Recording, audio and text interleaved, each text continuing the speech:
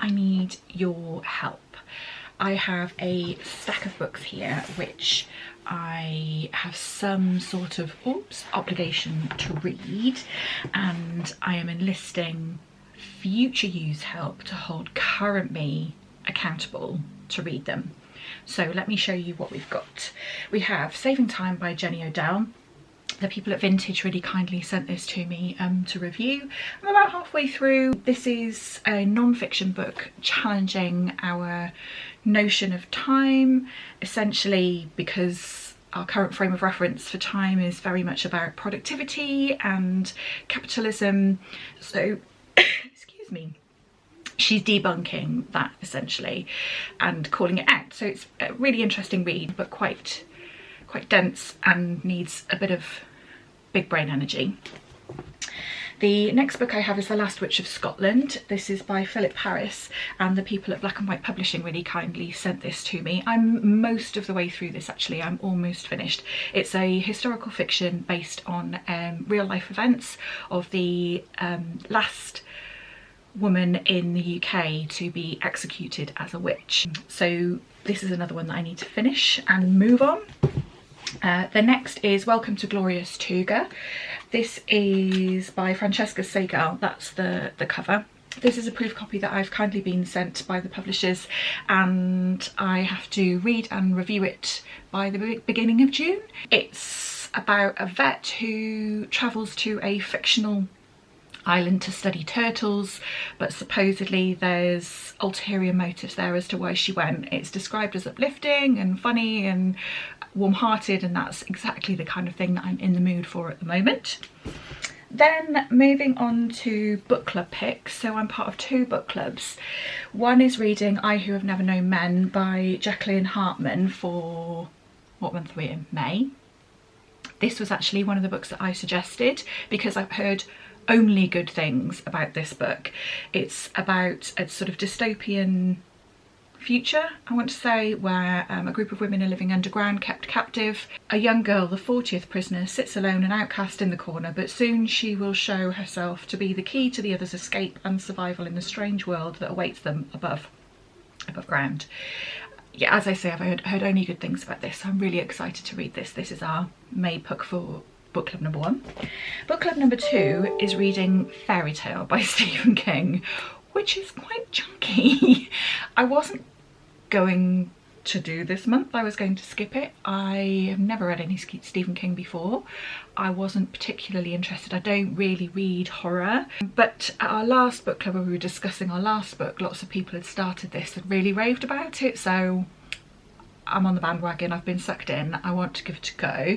I'm told it's not very horror, so hopefully I'll enjoy it, but it is quite a big commitment. I suspect I bought this secondhand.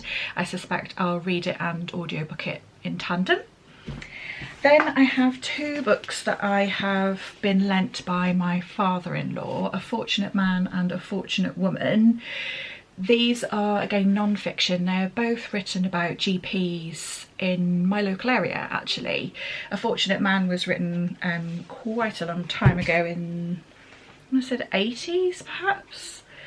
Let's see when this was published. Oh, in the 90s. Oh no, 80s, 60s. Copyright 1967. And it's about the life of an English country GP. Another author has taken on the same sort of premise, but writing about a female GP in the area more recently. So this is a case of, I've been lent these, I've had these for quite a long time and haven't picked them up. And then when we were round at my parents-in-law recently, we were talking about books that I've been reading recently, and they said, oh, have you read A Fortunate Man yet? So I'm feeling like they probably want them back. So I need to read one or both of these. And then last up, I've been doing the Ben Reads Good challenge of reading different prompts, one for each month throughout the year. I haven't read April yet, and that was to read a book that had won the Women's Prize previously. The only book that has won the Women's Prize previously that I own and hadn't already read is Piranesi by Susanna Clarke. I'm quite keen to read this. I don't know how I feel about reading it now, but if I want to keep up with the challenge, then this would be the next step to doing that. So that's quite a stack of books. The likelihood of me reading all of these in this vlog is slim, but those are our options. Like I said, I've almost finished The Last Witch of Scotland, so I'll definitely finish that up, and I'm halfway through Saving Time. So those are my starting points. I'll probably go to one of the chunky ones next, either Stephen King's Fairy Tale or Francesca Segal's Welcome to Glorious Tuga, and then who knows, let's see. But thank you for being here and holding me accountable. Let's see how we go. I shall update you as and when I finish a book.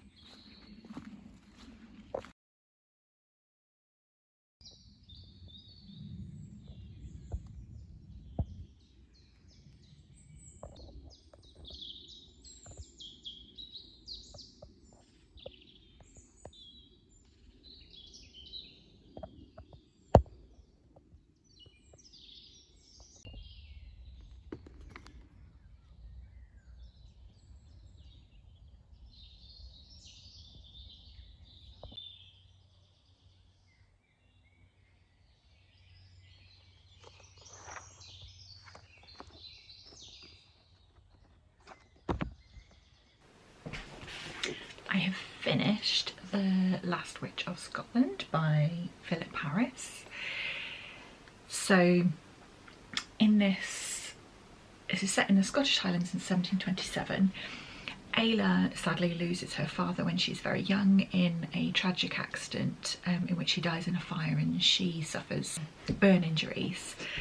She grows up living with her mother. They have a really lovely mother-daughter relationship, and when she's a young adult, she encounters a couple of different people from outside who move into their area, one of whom is a pastor, and he takes a bit of a dislike to two women living alone, one of whom has scars. They're both quite independent-minded and outspoken, and so we build to this situation where he decides that they're witches. The other group that move into the area is a troupe of entertainers who befriend the mother-daughter pair and provide a source of friendship and support, and also a bit of love interest. And then this escalates to a bit of a courtroom drama where the two women are put on trial for witchcraft. As we know, this book is about the last known woman in the UK to be executed as a witch, so I shan't say any more other than that, so as not to spoil the plot. This was a really solid historical fiction novel about witch trials. It wasn't doing anything original, but unfortunately there's not a huge amount of originality that can come from a story like this, because it's been told time and time again, and women lived it time and time again, so it's a really important story to tell. I thought this was a really solid offering. The writing was easy to follow, the plot was really well paced, the characters were well fleshed out. So if you're interested in this topic or interested in historical fiction based in Scotland or the UK, or particularly interested in hearing about or reading about witch trials, then I'd really recommend this. So next I've started Welcome to Glorious Tuga by Francesca Segal. Here is the cover. Hit myself in the face with it. I've only read a chapter so far, but it's quite entertaining, and I'm looking forward to seeing what transpires for our main character, who's currently suffering seasickness on a boat on her way to the most remote island ever, I think. Maybe. We'll see. Should have said I'm off to a book event tonight in Bristol. Stanford's in Bristol, so I will take you with me, and I have nothing else to say.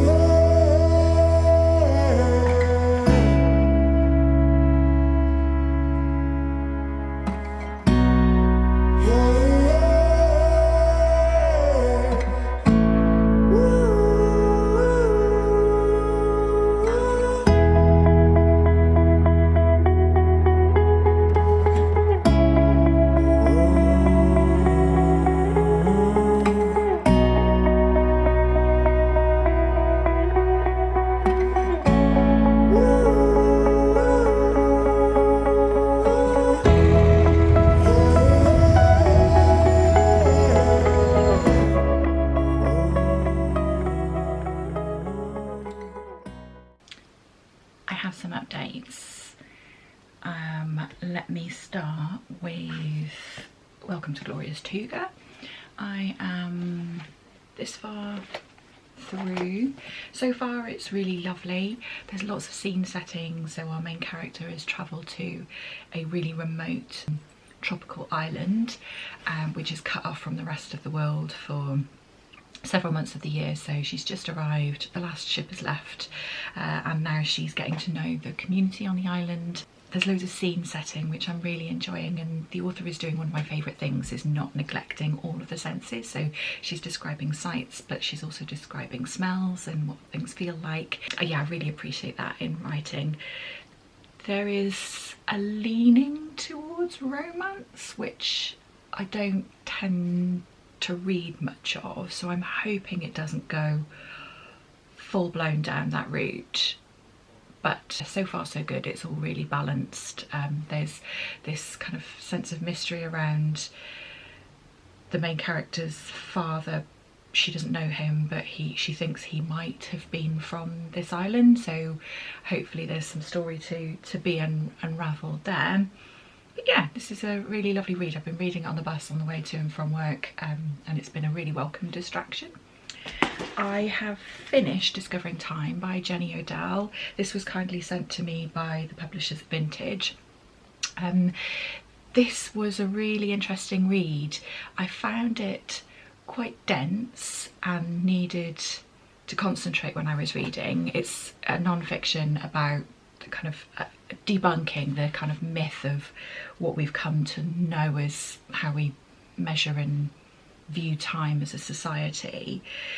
The thing that I found most interesting in this was this question of who is timing whom, and this nature of kind of westernized sense of time, and that being all about productivity and kind of timing tasks, and even our leisure time. Is it really leisure time when we're living in such a capitalist society where we're being sold how to do things like rest?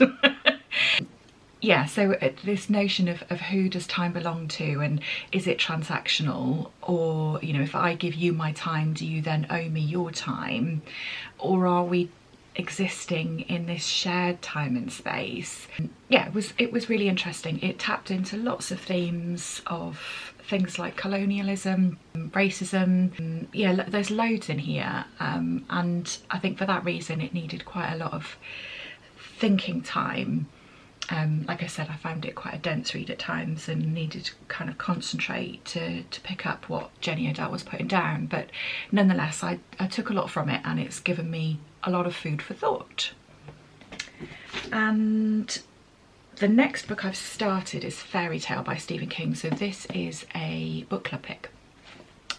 She's chunky, so I thought it would be good to kind of get a head start on that. I'm a couple of pages in, couple of chapters in, sorry, and I've mostly been listening to this on audio. I tend to have one book that I'm reading as I go, and another on audio, and I might have a non-fiction alongside that, but I try not to have too many books on the go at once. So I've started this on audio, but I'm really looking forward to getting into it in physical copy, because look, at the start of every chapter there's these really lovely illustrations. So far no scaries, which is really reassuring. Our main character is a teenage boy who lives with his recovering alcoholic father, and he comes across a neighbour who is known in the neighbourhood for being kind of quite antisocial and grouchy and having a really scary dog. So he comes across this neighbour having broken his leg and calls an ambulance and gets him sorted out, and then offers to look after the dog. And that's kind of where we've got to. So happy days, always happy with a dog in a book. So yeah, so far so good. I'll keep you updated on how I get on with Tuga and Fairy Tale, but for now it's a see you later from me and Sam and his many toys that are on the bed behind me.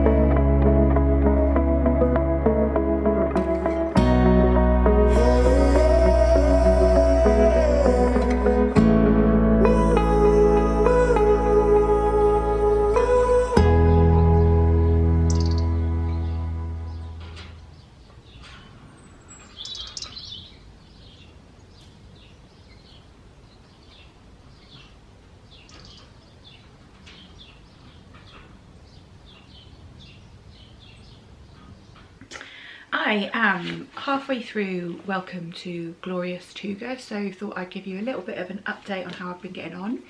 I'm finding this kind of slow. So our main protagonist, Charlotte, is a vet from the UK who's been commissioned by an anonymous donor to go and study the tortoise population on this remote tropical island. We took over 100 pages to see a tortoise. I appreciate that, you know, that's a narrative device, it's not what the book is about, but it just demonstrates that the plot is kind of slow. I'm not mad about that though, because Tuga is a really lovely place to spend time. The island is beautiful, the descriptions are really interesting, the characters are good fun. I'm finding some of the characters a bit cliche, but I don't mean that in a shady way. I think cliche can be comforting, I guess, is what I'm saying. Yeah, so it's okay.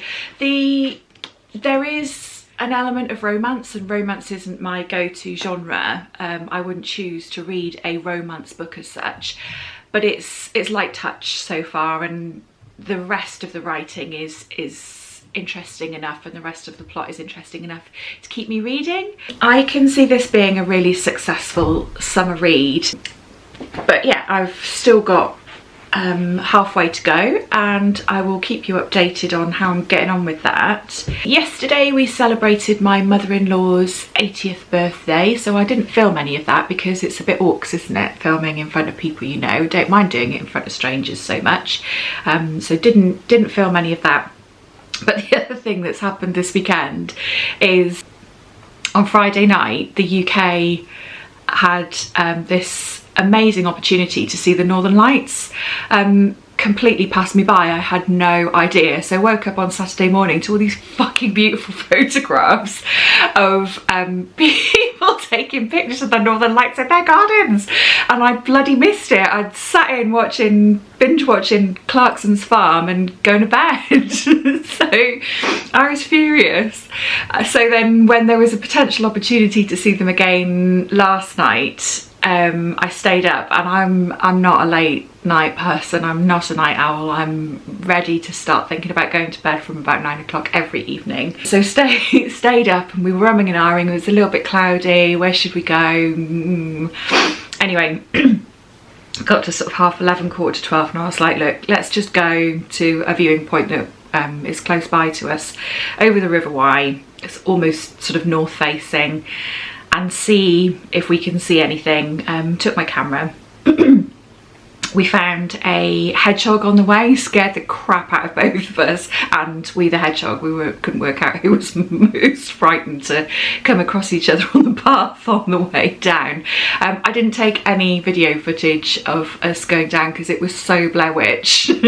I was just worried about not getting killed in the woods. So we got to the viewpoint, met a couple of teenagers having a smoke, said hi, had a chat. They quietly moved on whilst I faffed about setting up a camera. So I took a couple of nice night shots of the sky, but no Northern Lights unfortunately, and a very late night. So after a very peoply family day yesterday and a late night, Kerry is absolutely hanging today. So my plan is literally to sit in the garden for as long as it's not raining, read some more chapters of Glorious Tuga, and very little else, I think.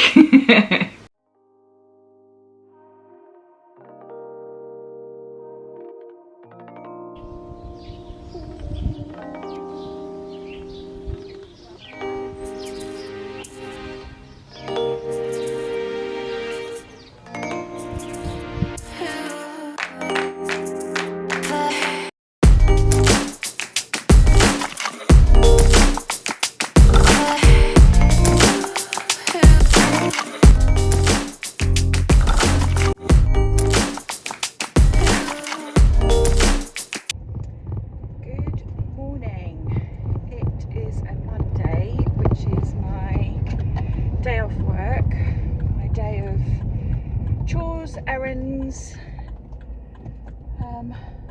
sorting my life out. I'm just on my way to take the dogs for a walk. They're in the back there. Sam, can you speak? Good boy. And then I need to take some shoes into town to be repaired. I need to do some wrapping because it's my partner's mum's 80th birthday today. We celebrated that at the weekend, but it's her actual birthday today, so we've got a couple of extra presents to drop round and they need wrapping. What else? Oh, I've got about 50 pages left of Welcome to Glorious Tuga, so I'm hoping to finish that today. And we've been eating leftover party food all weekend, so that's now finished, so I'm hoping to cook a roast tonight. That's the extent of my plans for the day so far. I have finished Welcome to Glorious Tuga, and this has been a wonderful little book actually. Well, little, it's about 350 pages.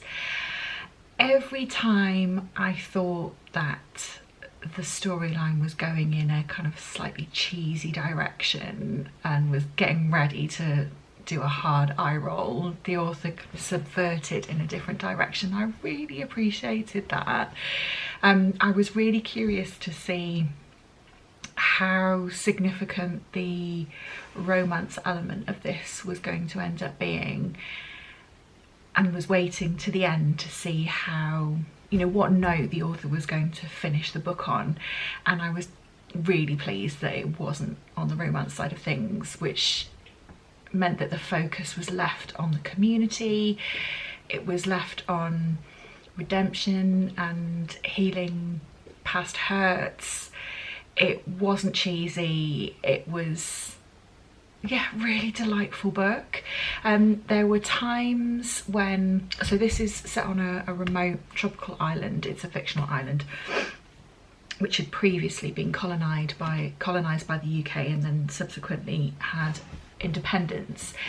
And I was a bit anxious that it wasn't going to touch on the issues that come with that, the kind of damage that colonialism can do and the privilege that comes with being somebody who's indigenous to the island or not. I don't think they were indigenous people to the island, but they were original settlers, if you like, who'd come from various different places. And then there's obviously people that come and visit the island to stay or to offer expertise and skills or to move there. And I was a bit anxious that it was going to be a bit superficial. And whilst the nature of this book is light-hearted, so it didn't go into great depth, I was really pleased that the author did touch on some of these issues, certainly that issue of privilege, and resolved things in such a way that it was just lightly but challenging white saviorism, for example. So all in all, I was really pleased with this. This is going to be a really perfect summer read if you're looking for a book to take on holiday, or if you're looking to take yourself out of the UK weather and imagine yourself in a much nicer, warmer climate. I can really recommend this. I've thoroughly enjoyed it. It was light, it was funny, it was warm, it was entertaining, but it wasn't cheesy, so it was that real sweet spot for me. I really enjoyed it. So this is out on the 6th of June. I'd like to say thank you to Vintage for sending me this advanced review copy. Yeah, if you have an opportunity to pick this up, if you see this on the shelves in June, do remember this review and think, yes, this is a perfect summer read. So, I'm still listening to Fairy Tale by Stephen King. I've got my bookmark in, but I haven't actually read any of these pages. I've been listening to it on audio and I'm really enjoying it.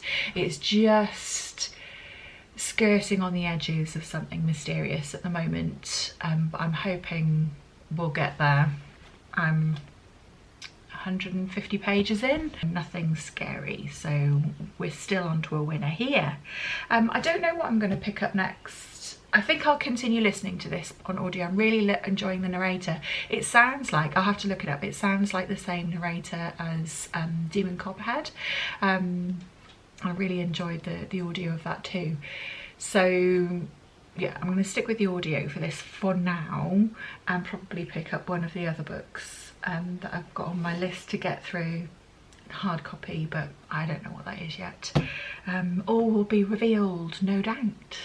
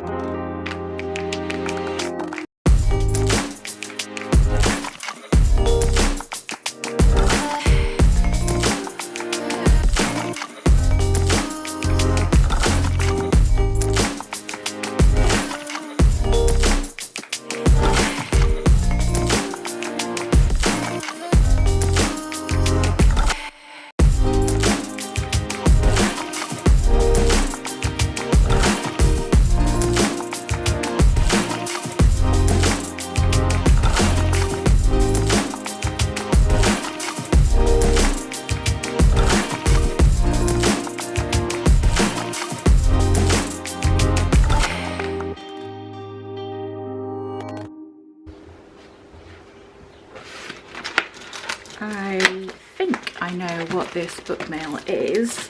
I entered a competition on Instagram and won.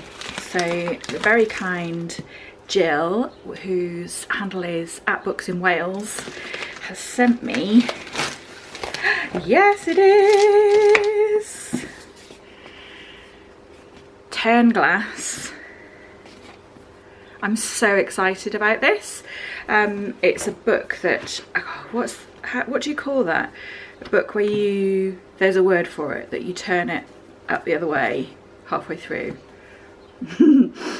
That's really articulate, Kerry, well done. Anyway, this is very cool. I've got an idea for a vlog that I might use this for. I'm very excited. And some chocolate, perfect, and a bookmark. How marvellous. Thank you so much, Jill. I'm very much looking forward to having a read of that. So that's Turn Glass by Gareth Rubin.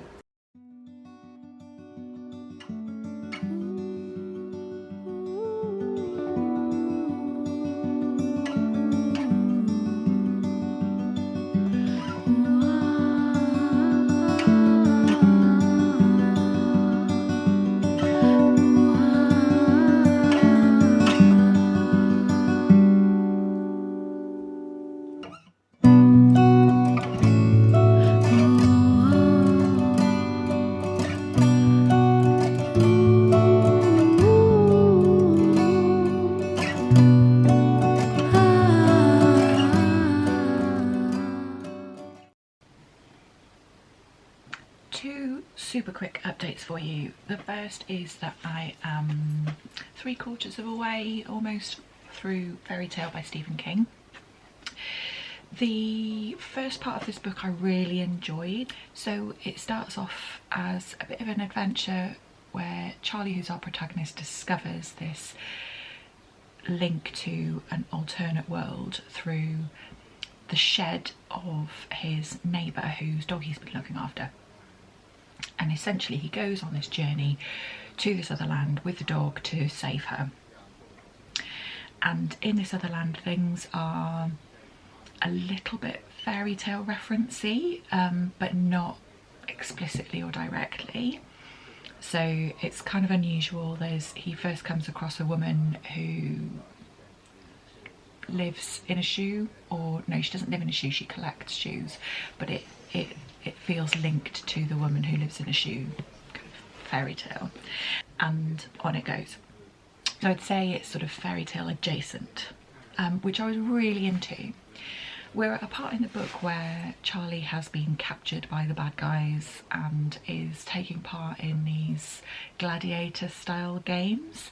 I'm not as into that, really. That's not really my jam, so I'm hoping we sort of move on from there and get back to the more kind of fairy tale side of things as opposed to the more supernatural side of things, which is where we're sitting at the moment, and the kind of gladiator games isn't really doing it for me, so I'm ready to be past that. I'm assuming, I mean, it's kind of high stakes, he thinks he's about to be killed, but we have this much of the book left to go, so I'm assuming that doesn't happen and we go in a different direction. So I will keep you posted on how we're getting on with that. The other book that I started is A Fortunate Man.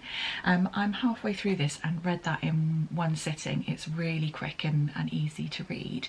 It's an unusual little book, this. It's a non-fiction book written by John Berger about a doctor whose name, Massel? I don't remember. Based in the Wye Valley, Forest of Dean. It's written in the 60s, and there's loads of really beautiful photography in here, some of the prose is written with, and Jean Moore was the photographer for this book. So it's a real slice of life and a kind of fly on the wall, I guess, look at the life of this GP, which is fascinating.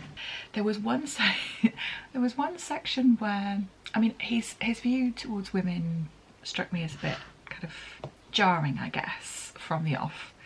The first encounter with a patient was a woman and he said something a bit unusual. I thought, okay, maybe it's a time thing. Anyway, he moves on to being quite explicit about the fact that doctors have ready access to touch female naked bodies, and you'll be pleased to know that there are some ethics taught around that.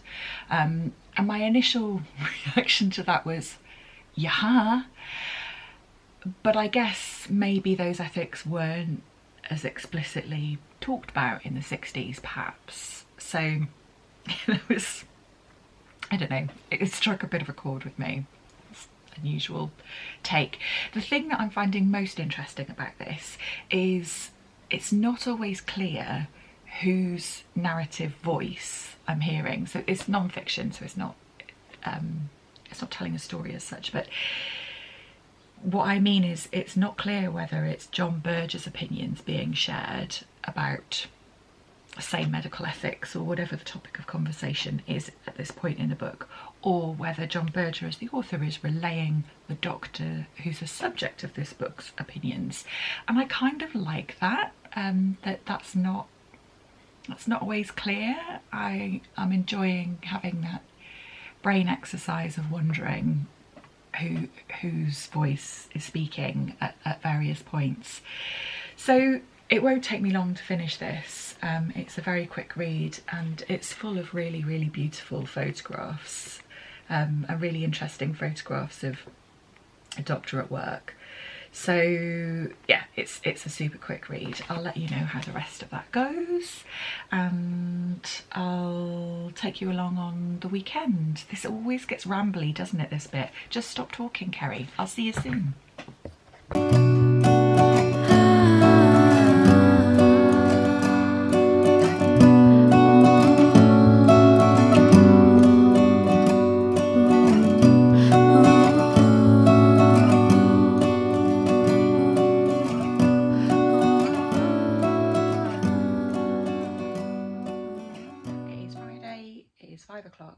Just finished work and I am feeling the need for a very strong cocktail, so we're gonna head into town.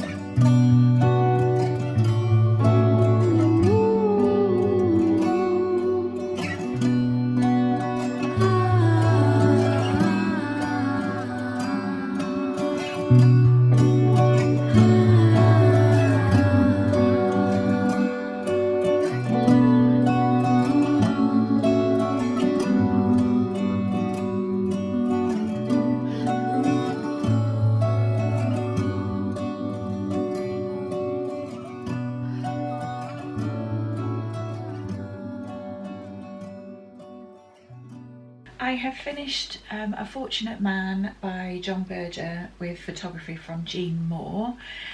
I read this in 2 sittings, and it could easily be a book that you could read in one go on a sort of rainy afternoon.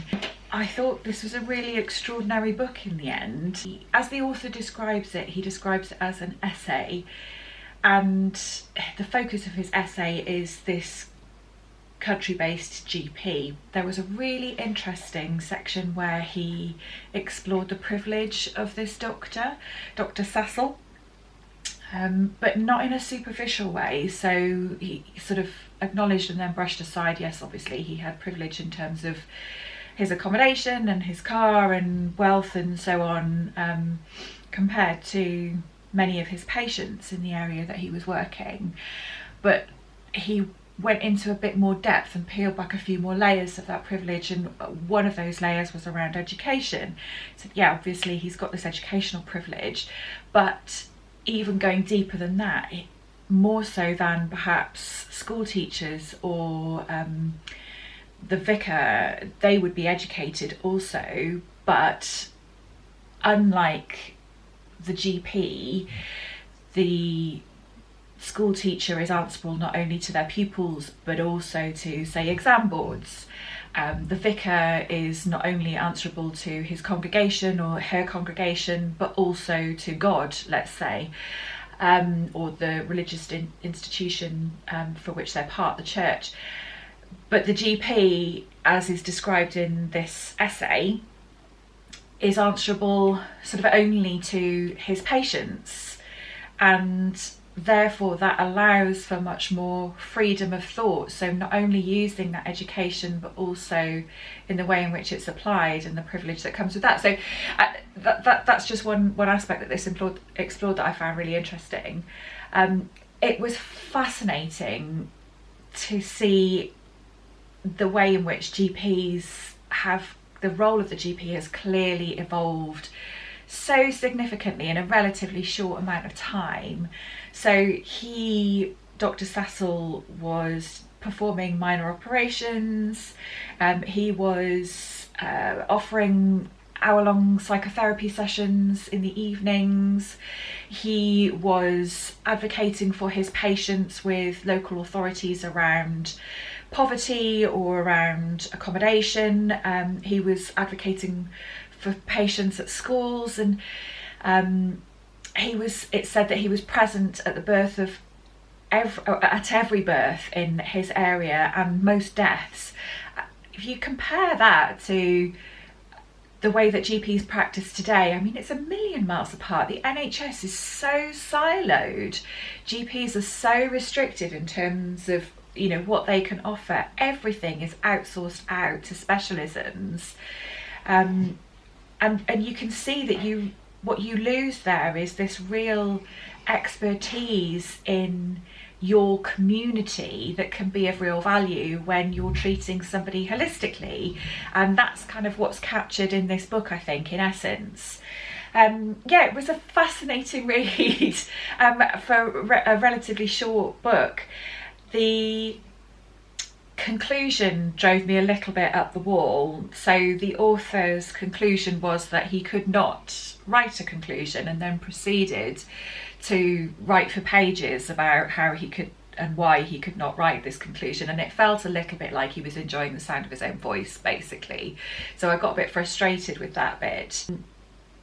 But then, and I'm going to share something that might be considered a spoiler, so if you don't want to hear that, please kind of switch your sound off now, and I'll give a wave to the camera when I finish talking about spoilers. After that kind of long drawn out conclusion, there's an afterword, a note from the author, and I thought, oh God, haven't you said enough? And I nearly didn't read it, but it's only half a page. Let me just read it. When I wrote the preceding pages, and I'm thinking particularly of the last ones, which speak of the impossibility of summing up Segal's life and work, I did not know that 15 years later he was going to shoot himself. Our instant hedonist culture tends to believe that a deliberate suicide is a negative comment. What went wrong? It naively asks. Yet suicide does not necessarily constitute a criticism of the life being ended. It may belong to that life's destiny. This was the tragic Greek view. John, the man I loved, killed himself. And yes, the death has changed the story of his life. It has made it more mysterious, not darker. I see as much light there as before. And standing before him, I do not search for what I might have foreseen and didn't, as if the essential was missing from what passed between us. Rather, I now begin with his violent death, and from it look back with increased tenderness on what he set out to do and what he offered to others for as long as he could endure. God, I'm getting choked up just reading that. With that framing the rest of the book, I mean, the author writes with tremendous admiration for this man who lived an incredibly meaningful life, and this book only captures his work life, deliberately doesn't go into his personal life. It does refer to some bouts of depression that he'd experienced throughout his career. But yeah, I thought the way in which the author reflected on that fact about Dr. Cecil having eventually died by suicide was an extraordinarily astute take on suicide, and I really respected that it reflected that sense that Dr. Cecil gave as much as he could until he could endure no more, and I think that's my understanding of suicide. It's a really tragic outcome of people running out of resource to manage their circumstances. So yeah, I took an awful lot from this. I can't wait to talk to my father-in-law, who is also an ex-GP, who would have been working in the same eras. I think he's a little younger than Dr. Cecil would have been, but in the same eras as him, and so would have been working in similar ways. So I can't wait to unpick it with him. So that's A Fortunate Man, which I can highly recommend.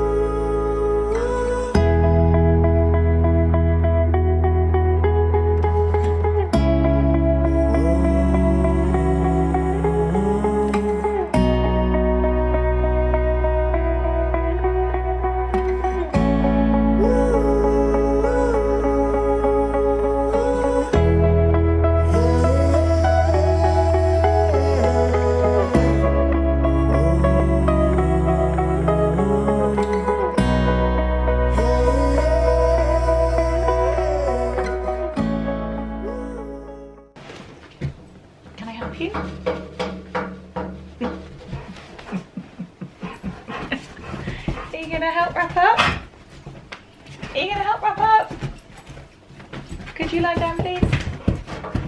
Lie down, please, sir. Lie down. So I started and have finished I Who Have Never Known Men by Jacqueline Harpman. This is translated from the French by Ros Schwartz. Everything that everybody has said about this book is true. Am I mad that it didn't wrap up or answer essentially any of the many questions that this book raised? Yes. Am I equally as delighted and awe-inspired at the questions that it asked of me and all that it's got me to think about? Yes, absolutely. This was an incredible book. Our main character isn't named, and she's not named because nobody has ever given her a name. She has grown up in captivity in a cage underground with 39 other women. So 40 women living together in a cage. They don't know why they're there. They have guards who don't speak to them or communicate with them in any way except by using a whip to tell them when they're doing something they shouldn't be doing, or that they should be doing something that they're not. They're never spoken to.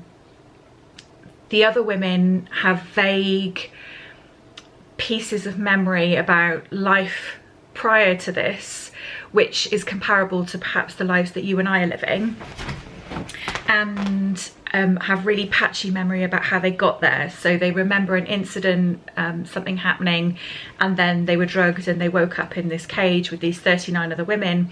But our main character has no memory of anything before then. She's the youngest of these women. She was a young child when they arrived in this cage, and so her frame of reference for basically everything is totally removed. So for example, like the other women have to explain to her what writing is, what a window looks like, anything that you can possibly conceive of as we think of as normal. These women, she grows up in such isolation from basically anything, and they've been there so long that these women have essentially kind of lost some degrees of hope, and they don't want to talk about the past, or they don't remember much of it. And she gets really frustrated because she's desperate to learn and to understand, but she's no idea, you know, they might joke about, say something and then laugh, and she's not in on the joke, so she's quite isolated until she finds a way to measure time, essentially. So she finds a way to capture and record and measure time, and that reignites a sense of hope in the others, or of intrigue or something in the others, and it also elevates a status within the group at a really pivotal point in what happens next. And I, you know, don't want to go into spoilers. This is written in sort of 3 parts essentially, so I've talked you through up until sort of part 1, nothing that's not in the blurb really. But this was just the most fascinating study on humanity and womanhood and sisterhood. And the reason it's done in such an interesting way is because she's grown up in such stark isolation. Aside from the fact that there are other women around her, they're fed, they're watered, and they've got mattresses to sleep on the floor. They don't have night and day. The lights are on all of the time. They don't know whether when they're told to sleep it's actually nighttime or not. There's, you know, so much that she doesn't know, and so she's a really interesting study in what it means to be human, because she doesn't have the societal pressures or influences that the others will have grown up with, or that you and I experience. And so what transpires as her human nature can only be its rawest sense, the most kind of acute essence of what it means to be human, because she has had so few other influences on her throughout her life. It was insanely good. Insanely good. How is someone so clever that they can write something like that? I'm so jealous. Like, that's just so clever, and in so few pages.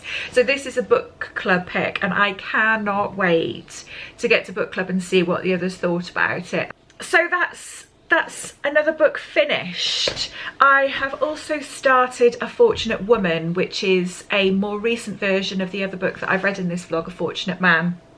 So it's written by a journalist, again in this local area, about a female doctor this time, who works as a rural GP. And I'm so interested to see the comparison between the two. I think she will be operating under some of the ways in which Dr. Cecil in A Fortunate Man did, in that as a rural GP, it's in your best interests perhaps to take a more personal interest in your patients, more so than most GPs might nowadays, but at the same time she's still going to be operating under the same constraints that the NHS applies you know, across the service. So I'm really interested to read that and to see how the comparison works out. I think, having done a bit of editing as I go, this vlog is now over 45 minutes long, so it's about time I wrapped it up. But I just want to say a huge thank you for you being here. God, if you are still here, God bless you. It's been a long one, but it's worked. It's worked. I asked you at the start to hold me accountable, for future you to hold current me accountable to get that reading done, and we've done it. We've done most of my reading homework, almost all of that stack of books, which I genuinely didn't think we were going to get through even a fraction of. I have flown through, and having you here with me has really helped so much. So thank you very much for being here. This is my second vlog and third video on YouTube, so I'm not sure that I'm quite at the place of saying please like and subscribe, but hey, please like and subscribe if you would like to. I'm hoping to do more reading vlogs. I'm really enjoying the themed reading vlogs, so you can expect to see more of that.